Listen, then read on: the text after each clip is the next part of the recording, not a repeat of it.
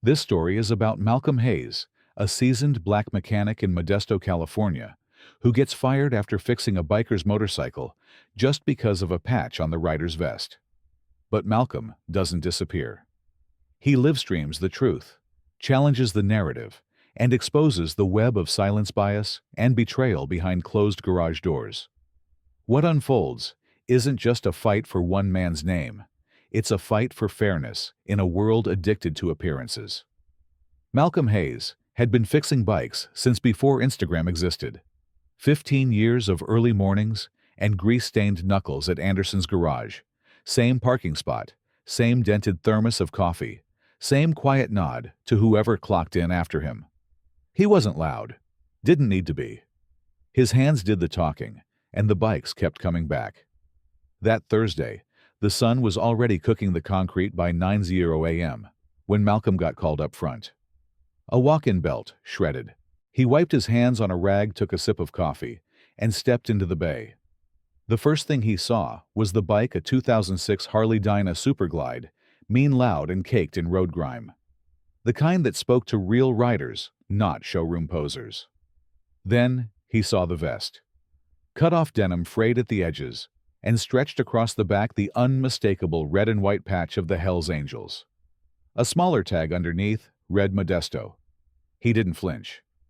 Malcolm, the man, asked, his voice rough and worn. "That's me," Malcolm replied. Kid in the back said, "You're the only one who really knows what the hell he's doing around here." Malcolm gave a small smirk. "Depends on what you're trying to get done." Belt snapped on the way in. "She's spittin' and poppin', 2 timings probably off." Malcolm crouched beside the bike without hesitation. "You ride it like you stole it." The man chuckled. "Is there any other way?" They didn't exchange last names. Didn't need to. The man's name was Duke. Maybe late 40s, skin like old leather tattoos creeping out from under both sleeves. They talked shop engine mods, chain tension, oil viscosity. Nothing personal. Malcolm rolled the bike in, got to work. In less than an hour, the belt was replaced, timing tune chain, adjusted, and the air filter cleaned just because it felt like the right thing to do. Duke ran a calloused hand along the seat. "She feels better already, and I haven't even sat on her." Malcolm wiped sweat from his brow. "She'll hold up. Just don't ride like you're invincible." Duke paused, then stuck out his hand. "Appreciate it, man. You didn't flinch, just did the work. People don't always treat us right." Malcolm shook his hand. "I fix bikes. I don't fix people." It was a simple moment, honest. 2 men from different worlds connected through grit, trust, and gasoline. What Malcolm didn't know was that moment had already been stolen. From the back of the shop, Zachary Cruz had been watching. Young guy, cocky. Thought sarcasm made him clever. He'd snapped a picture while Malcolm was bent over Duke's bike, Hell's Angels patch clearly in frame, and threw it on his private Instagram. Caption: "Guess who's patching up the Angels today?"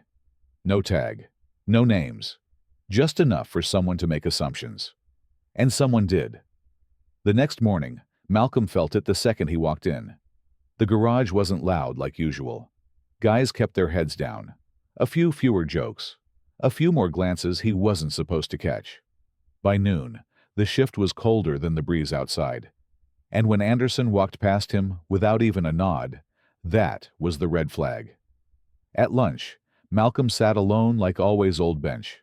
Outback sandwich half unwrapped, when Zach walked out, phone in hand, grinning like he'd just found something hilarious. "Yo, Hayes. Zach called you. See the comments on my story." Malcolm looked up slow. "What story?" Zach turned the screen toward him. There it was. The photo. Him crouched beside Duke's bike patch in full view.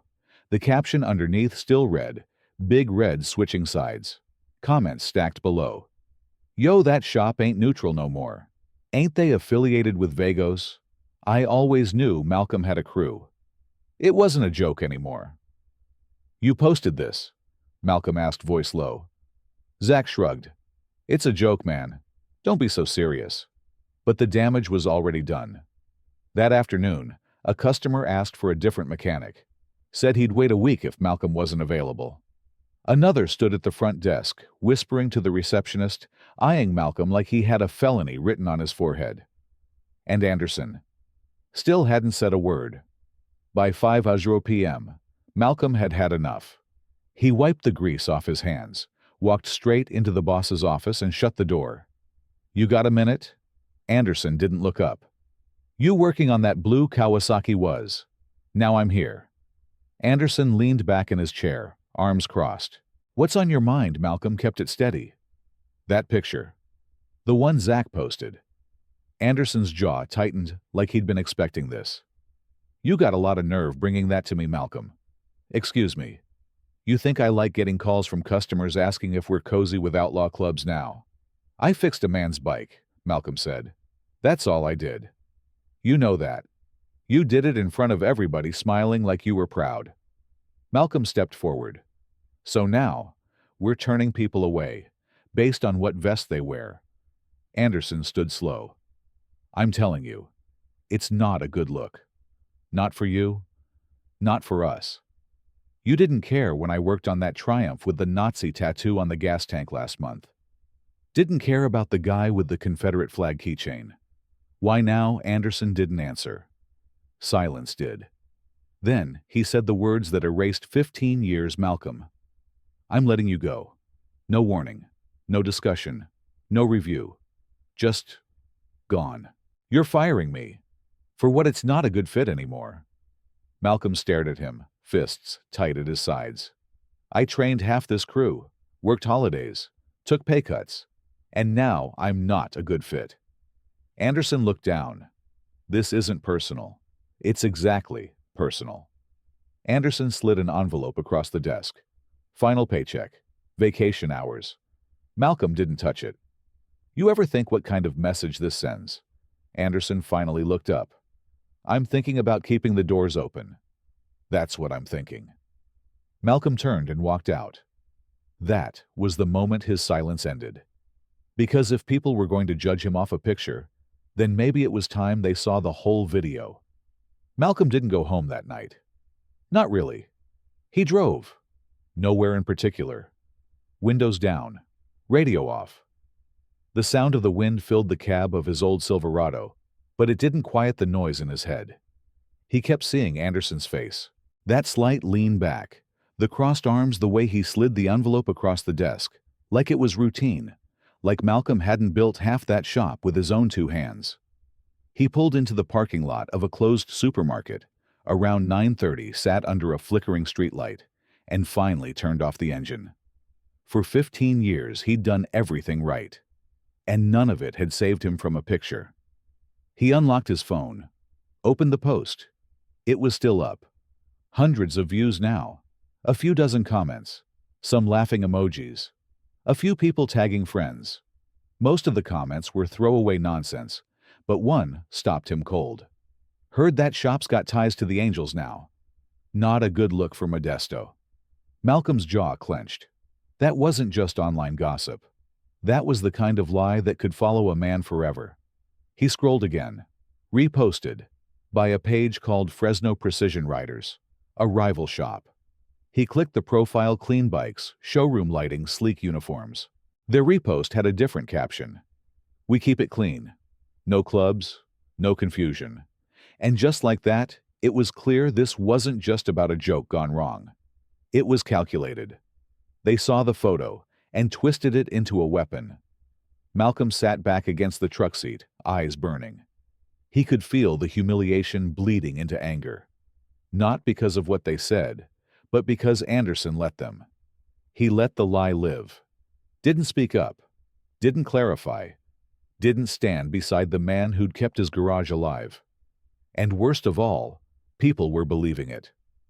The next morning, Malcolm was up before the sun. Old habit. He poured coffee, stared at his boots, and realized he had nowhere to go. He considered texting his nephew, or his sister, maybe Skip. But something about it felt wrong. Like asking for help meant accepting the loss.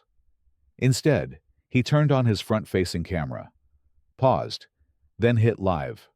No script, no background music, Just Malcolm in his kitchen, standing under a weak yellow light. "Morning," he said. His voice was steady. "Some of y'all know me. Some of y'all don't. My name is Malcolm Hayes. I'm a mechanic. Been working on bikes since I was old enough to hold a torque wrench." He swallowed hard. "I got fired yesterday. Not for stealing. Not for showing up late. Not for messing up someone's ride. I got fired for fixing a motorcycle for a man wearing a vest." He paused. "A vest. That's it." He held up a printed screenshot of the post. "This photo. It was taken without my knowledge. I didn't post it. I didn't caption it. But it's been used to suggest that I'm part of something I'm not. That I'm dangerous. That I'm affiliated." He set the photo down. "I fix bikes. Period. I don't ask who you voted for. Don't care where you worship. If you've got a busted belt and cash in your pocket, you're a customer. That's how it's always been." He looked into the lens, eyes heavy. "I've worked 15 years without a complaint. Trained most of the guys in that shop. But one photo, one moment, was enough to erase all that." Then he leaned in. "But here's the thing. If y'all are gonna judge me based on a lie, I figured it's only fair you get the full story." He reached behind him, pulled out the customer intake form, time-stamped, signed, scanned. His name was Duke. He walked in. He paid. "I fixed the bike. That's the truth. Everything else, it's fear, assumption, spin." The comments started rolling in. "Damn, that's messed up. You always worked on my bike with respect. This ain't right, bro." But one stood out.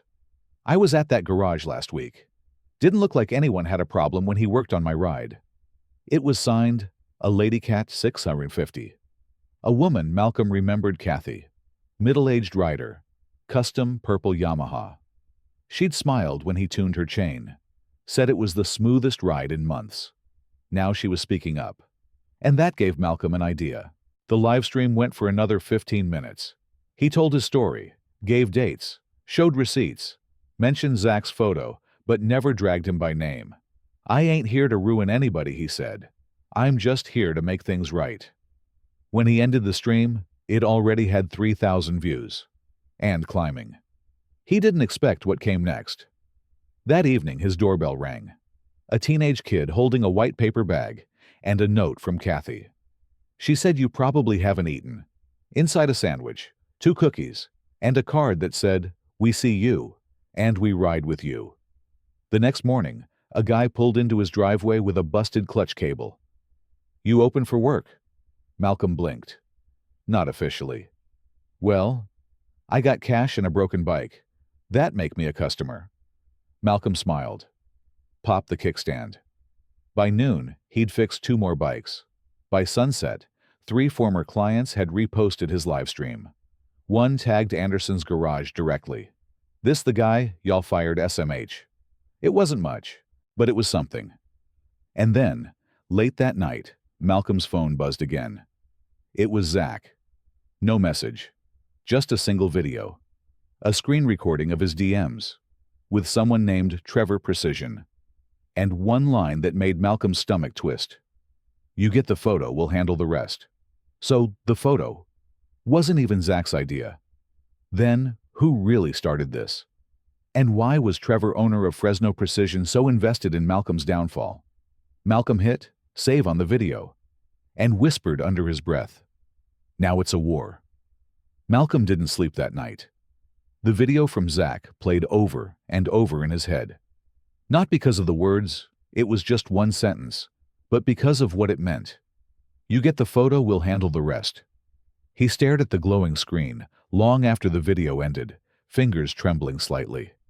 It confirmed what he had suspected since the moment he saw that repost from Fresno Precision. This wasn't some harmless prank or misunderstanding.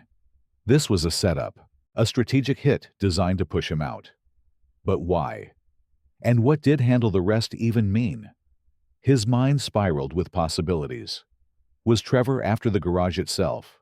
Was he trying to smear Anderson's garage to snatch its clientele? Or was Malcolm just collateral damage in a bigger turf war by 4 a.m.? Malcolm had made up his mind. If they wanted to play this game in the shadows, He was going to shine a light so bright it burned through every lie. He brewed strong coffee, pulled on his boots, and set up the camera again, this time in the garage. His garage. Not the big shop on Main Street with shiny banners and office chairs. Just a folding table, a floor jack, scattered wrenches, and two half-dismantled bikes behind him. But it was honest, and it was his. He hit live. This time, the numbers jumped faster. "Good morning," he said. "For those of you who watched yesterday, thank you. For those who didn't, here's the short version. I got fired for fixing a bike. Not because I did something wrong, but because someone wanted me gone." He paused, holding up his phone. "And today I have proof." He played the screen recording, showed the name Trevor Precision. "Let the message speak for itself. You get the photo, we'll handle the rest." He looked into the lens, jaw tight. "That's Trevor Baines, owner of Fresno Precision. And what you just heard, that's him setting me up." The comments exploded. "Bro, what, sue him? This is foul. I ride with Fresno. Not anymore." Malcolm let the feed roll as he flipped through printouts, timestamps from Zach's original post, a comparison with Fresno Precision's repost just 30 minutes later, and even a breakdown of overlapping followers between their accounts. It wasn't just speculation. It was a digital footprint of intent. But he didn't stop there. He'd been up all night gathering more than evidence. He'd gathered voices. He clicked to a slideshow of short clips all filmed that morning. Kathy standing next to her Yamaha. "He's the only one I trust with my bike. Always has been." An older white man with oil on his hands. "I've ridden with all kinds. Never cared what color my mechanic was. Malcolm's legit." A teen girl in a motocross jacket. "He taught me how to change my chain. Didn't charge a dime." Malcolm's voice returned. "You want to talk about reputation? Talk to the people I've helped, not the people trying to erase me." Then, with the stream still live, he stepped aside and wheeled a busted Honda Rebel into frame. "Because while they're throwing shade, I'm still doing the work." He mounted the bike, started unscrewing the gas tank, while talking directly to the camera. "I'm not hiding. I'm not running. I'm not burning bridges yet. I'm building something better. You can call it a garage, a rebuild, a second chance. I don't care what name you give it." He stopped, looked dead into the lens. "But if you've ever been lied on, boxed out, shut down, or painted into a corner by people with louder voices and more money, this is your space too." It wasn't flashy. It wasn't corporate. But it was raw and real. And it worked. By the end of the live stream, over 19,000 people had tuned in. Local motorcycle groups reposted it. Community pages. Even a few small news sites embedded the video in their early morning articles. Headlines started to shift. "Mechanic fights back with live stream truth bomb." Was this local, firing a setup? And somewhere in the middle of the chaos, something unexpected happened. Anderson's garage went quiet. Really quiet. 2 longtime clients left Google reviews mentioning Malcolm by name, saying they no longer trusted the shop. One guy even uploaded dashcam footage from the day Malcolm fixed his bike, just to prove who did the work and how professional it was. But that wasn't the biggest shock. At 3:43 p.m., Malcolm got a message from a private account. Only 2 words: "I messed up." No name, no photo. But the typing bubble reappeared a few seconds later. "Can I meet you tonight? No cameras, no noise. I'll tell you everything." It was from Zach, the kid who started it all. Malcolm stared at the message for a long time. His instincts said no. But the part of him that still wanted answers, truth not revenge, said yes. He typed 7 p.m., old gas station lot off Brigg Street. Come alone. He didn't know what Zach would say. He didn't know if he'd even show up.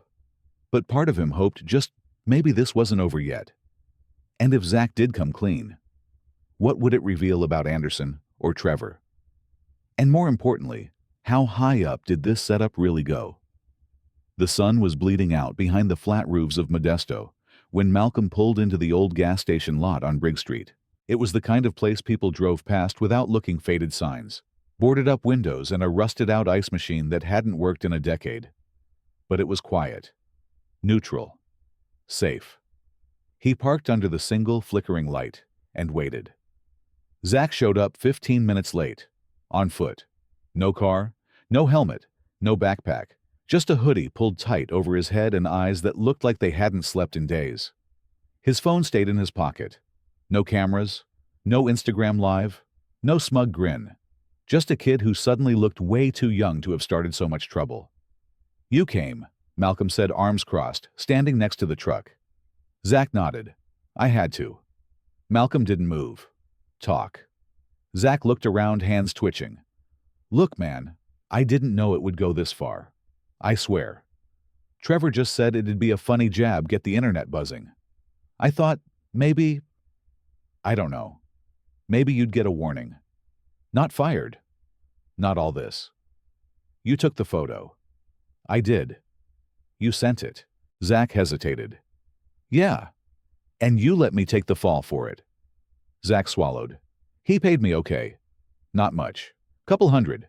Said Anderson's shop was eating into his street business. Said getting rid of you would shake things up. Maybe make Anderson crack." Malcolm stared at him. "So I was disposable." Zach didn't answer. Malcolm shook his head, biting back the fury building in his chest. "You know what the worst part is," he said quietly. "You could have said something. You watched me get humiliated. Watched them whisper. Watched Anderson throw me out.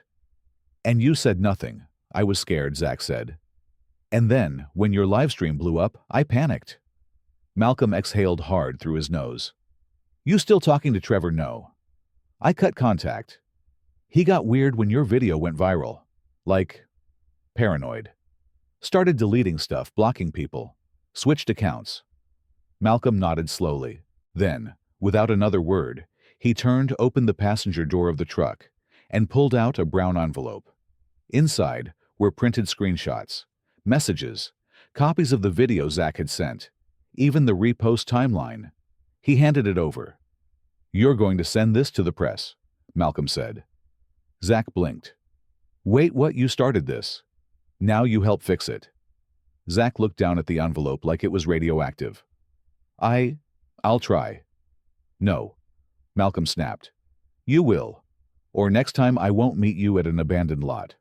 I'll meet you in a courtroom." Zach nodded once, then twice, then took off down the sidewalk without looking back.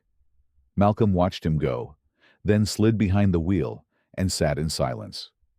This wasn't just about justice anymore. It was about survival and exposure. That night, Malcolm posted another live stream, shorter this time, sharper. He didn't name Zach, didn't need to, but he confirmed everything: the photo, the payout, the intention. Then he looked straight into the camera. "Fresno Precision tried to erase me. They failed. By morning, he had 3 new bikes in his driveway. By evening, it was 5. And one of them, a custom matte black Ducati with a dented tank and a note on the seat from someone who believes in second chances. KM. But the most surprising visitor came 2 days later. The same woman who had refused to let Malcolm touch her bike just a week earlier. The one who'd asked for another mechanic when she saw the viral photo now stood in his driveway, helmet in hand, eyes wide with apology. "My son needs to learn discipline," she said quietly, "and honesty." "You still taking apprentices?" Malcolm didn't speak for a long moment. Then he stepped aside and pointed to the toolbox. "Tell him to bring gloves." Word spread faster than he could keep up. People dropped off parts.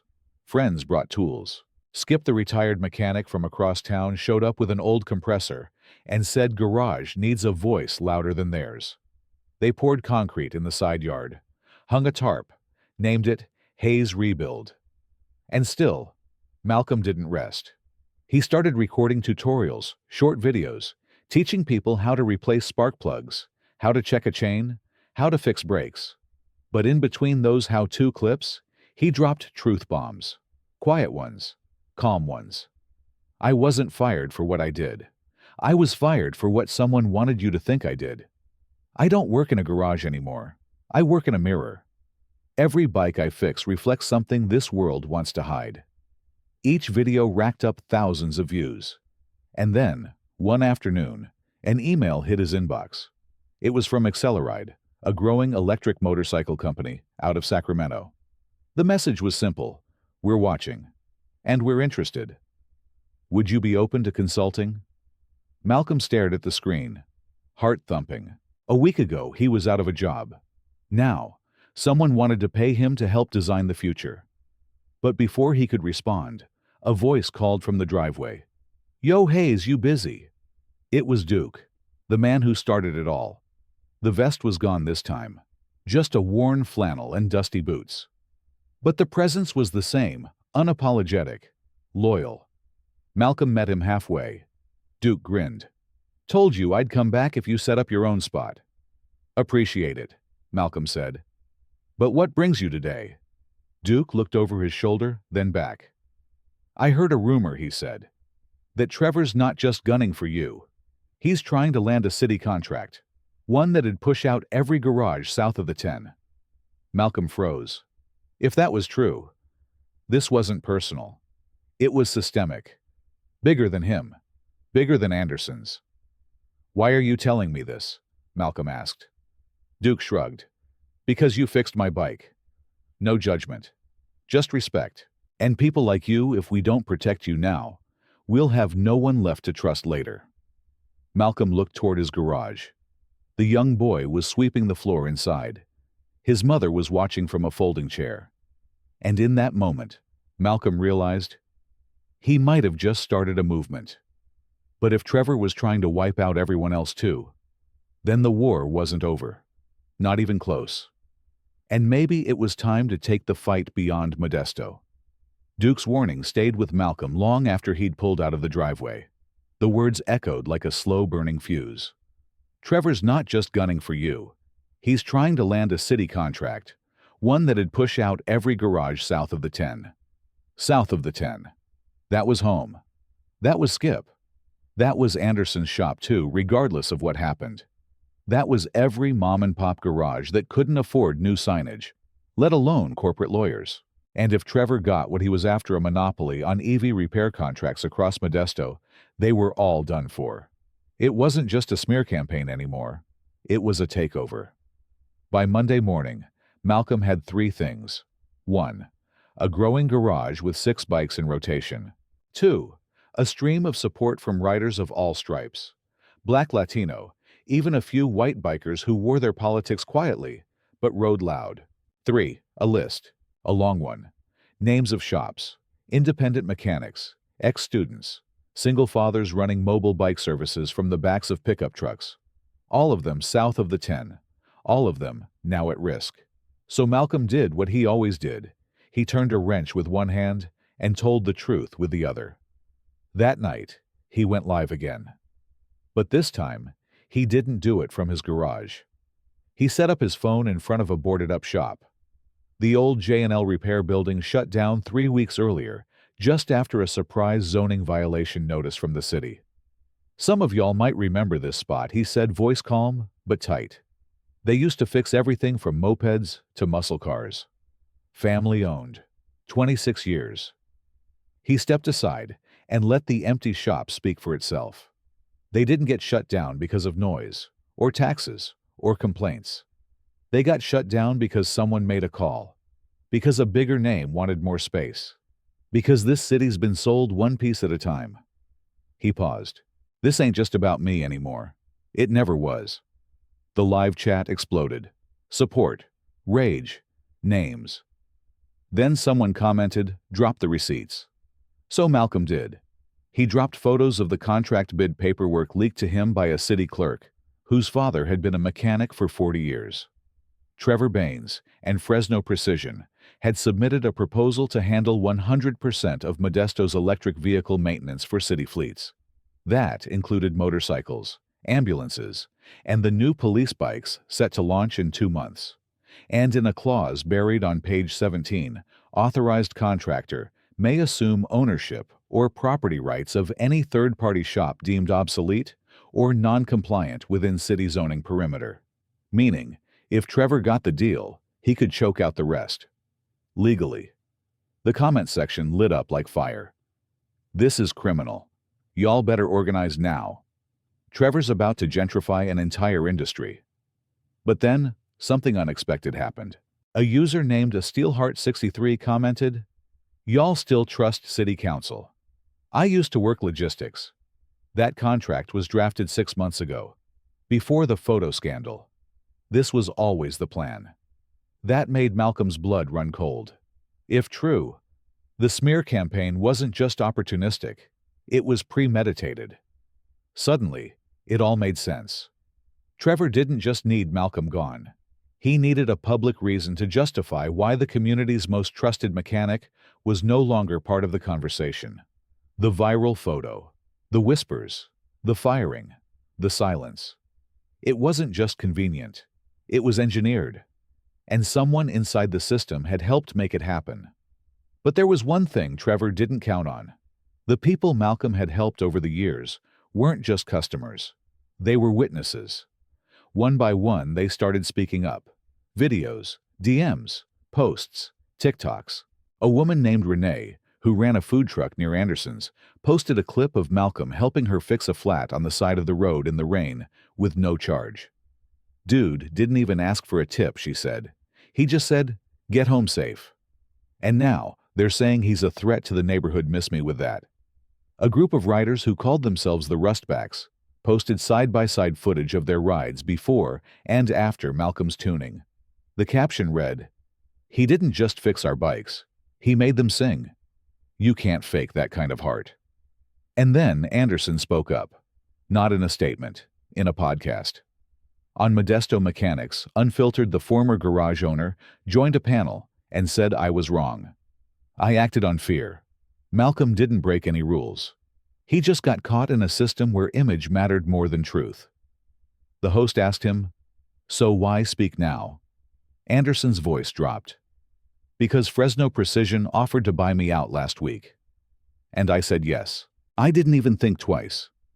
But when I saw the paperwork, I saw Malcolm's name listed as a public liability.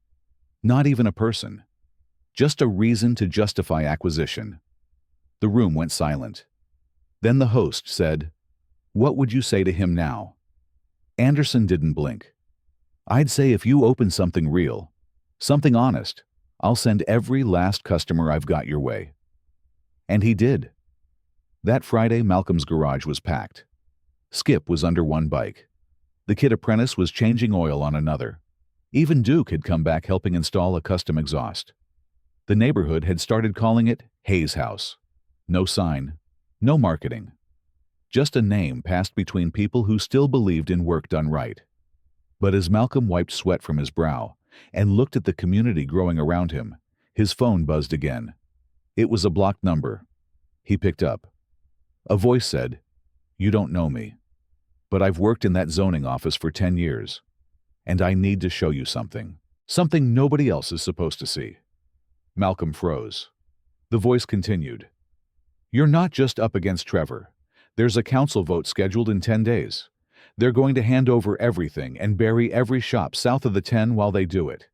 If you want to stop this, you better be ready." And then the call ended. No name, no proof, just a storm on the horizon, and only 9 days to stop it. Malcolm sat on the edge of his bed phone, still in his hand, the weight of the call sinking into his chest like wet cement.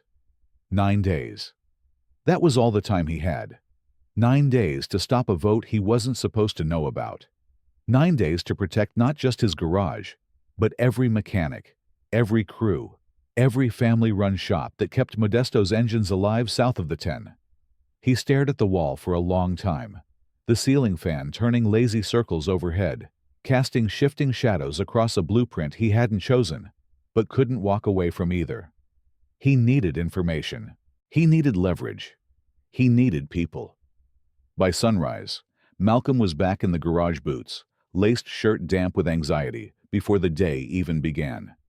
He'd barely unlocked the rolling door before Skip pulled up in his rusted red Ford thermos in one hand and fire in his eyes. "You look like you haven't slept since Reagan," Skip said, hopping down from the truck. "Didn't," Malcolm muttered. "Got a call last night. Zoning office. Anonymous. Said the council's about to sign the city over to Fresno Precision. Skip whistled low. They really going for the throat, huh? Malcolm nodded. They're voting in 9 days. Skip dropped the thermos on the workbench. Then, we better give them something they can't ignore. That day, Malcolm set 2 plans in motion. The first was boots on the ground. He and Skip started visiting every shop south of the 1015 total. They didn't bring flyers. They brought truth. Malcolm explained the contract, showed the clause about property rights transfer, showed how non-compliant garages could be seized. Some shop owners didn't believe him until he showed them the digital documents Trevor had submitted. Some were afraid until he explained how silence had nearly cost him everything. And some were angry. Really angry. Let them come for me, said Ms. Landers from Chrome and Chill, an old-school Harley specialist run out of a converted church. But they better bring backup, 'cause I'm not leaving without a fight. The second plan was louder. Malcolm launched a new campaign online. Keep Modesto local. He dropped a fresh live stream explaining everything the vote, the threat, the names behind it. No theatrics, no finger-pointing. Just fax contracts, and a worn-out mechanic refusing to let a city be sold behind its people's backs. The hashtag took off. Former clients shared photos of their bikes. Current customers recorded short reels. This is who fixed my ride. Not some corporate logo. A man. TikTok clips. Reaction videos. Duets with people showing off their rides saying one name over and over again. Malcolm Hayes. But just as momentum built, something cracked. It started with the kid. His apprentice. Gone one morning. Didn't call. Didn't show. Left his gloves on the bench and his boots by the back door. Malcolm called. Straight to voicemail. Messaged. Left on red. Tried his mother. No answer. He knew what this meant. Trevor was sending a message. That night, a brick shattered the side window of the garage. No note. Just glass and silence. The next morning, an envelope appeared in the mail. No return address. Inside, a single page. A blurry screenshot of Malcolm's DMV record from 20 years ago. It wasn't criminal. But it wasn't spotless either. A street racing ticket from when he was 19. A suspension that lasted 3 months. A brief, stupid chapter of his youth. And underneath the screenshot, typed in bold, still feel qualified to lead Hayes. Malcolm didn't flinch. He scanned the page, printed a fresh copy, and taped it to the garage wall, right above the clock-in sheet. Next to it, he added a sign, I made mistakes. I learned from them. I teach now. By noon, 3 more bikes had pulled up. One of them belonged to Marcus Bright, an ex-con who'd done time for a bar fight gone wrong, now trying to get certified as a mechanic. Malcolm tossed him a wrench. You ever rebuilt a carb? Marcus caught it mid-air. Not since prison, but I've been itching to. They got to work. But Malcolm knew time was running out. So he made one final move. He called Anderson. The voice on the other end was tired. Humbled. I heard about the vote, Anderson said. You're not the only one. Everyone's whispering. But nobody's stepping up. I'm stepping, Malcolm replied. And then, for the first time since he left the shop, Anderson said, What do you need? And that's how 3 nights later, Malcolm walked into a rented rec hall on the south side of Modesto, packed with chairs, lights, and over 120 people. Mechanics, riders, teachers, single moms, even some former city employees hiding in plain sight. Malcolm stepped to the front, cleared his throat, and didn't need a microphone. They thought they could shut us down one at a time, he said. But here we are, together. He held up the contract, held up the zoning map, held up his story. Then he pointed to the audience. But this isn't about me. This is about every ride they said wasn't worth fixing. Every life they said didn't look good on a brochure. Every shop they tried to erase. The room erupted. And then something even bigger happened. The door opened, and Zach walked in. But he wasn't alone. Behind him stood 2 people in suits. One held a manila folder, the other a camera. Zach stepped forward, face pale but determined. "These are journalists from Capital Truth," he said. "I showed them everything." Malcolm blinked. Zach nodded at the folder. "They have the audit files, the city's emails, the fake violations, all of it." The entire room went still. Then someone clapped. Then someone else. Then all of them. But just as Malcolm reached for the folder, the journalist leaned in and whispered something in his ear. "There's one more name on the contract. One you're not gonna like." Malcolm froze. "Who?" The journalist looked at him serious. "Councilwoman Harper. She was your mentor once, right?" His chest went tight. Harper had given him his first city grant, spoken at his tech school graduation, even vouched for him at a zoning hearing years ago. If she was involved, then this ran deeper than business. It was betrayal. And the vote was in 6 days.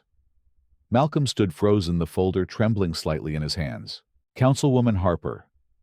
He hadn't heard that name in months, but now, hearing it whispered behind closed doors connected to betrayal, it hit like a punch to the ribs. Harper wasn't just a politician. She was a mentor, a lifeline. One of the only people in local government who had ever believed in him when nobody else did. It was her letter of recommendation that helped him get his first business license. It was her idea to offer youth apprenticeships through the city program. She was the reason half of the garages south of the 10 had access to public grants. And now, her name was on the same contract, trying to erase them all. Back in the garage that night, Malcolm couldn't sleep. The manila folder lay open across his workbench. Documents sprawled out like crime scene evidence. He scanned zoning memos, time-stamped emails, financial transfers from shell accounts. And there it was. Page 12 of a sub-appendix titled Zoning Redevelopment Proposal. Phase 2. Her name. Harper J. Confirmed advocate for the transition phase. Will push for expedited vote to secure public perception of unity. Malcolm leaned back, hands gripping the edge of the bench. It wasn't just a vote. It was a stage play. And she was front row center, selling out the very community she helped build. But why? The next morning, Malcolm didn't go live. He didn't post. He didn't fix a single bike. He put on his cleanest shirt, buttoned it up to the collar, and drove straight to City Hall. He didn't have a meeting. He didn't need one. He waited. 2 hours. 3. Then finally Harper came down the marble steps in heels and a sky-blue suit, like nothing had changed. Like she hadn't just signed off on the slow death of her own district. Councilwoman Malcolm called out, voice even. She stopped. Her face lit up like it was still 2018. "Malcolm Hayes," she said warmly, reaching to hug him. He didn't move. Her smile faltered. "You all right?" He held up the folder. "I know." Her eyes scanned the cover. Then she exhaled slowly. "I was wondering when someone would find out." "Why?" Malcolm asked, voice raw. "Why would you back this?" She didn't flinch. "Because I've been in this city long enough to know how it works. You want to protect a few honest mechanics? Or do you want to bring in 500 new green jobs and $40 million in state funding? By burning the people who trusted you. By keeping the city alive," she snapped. "And what happens to the people south of the 10? He shot back. Harper's voice softened. "They'll adjust." "No," Malcolm said, stepping closer. "They'll disappear." She looked at him for a long moment.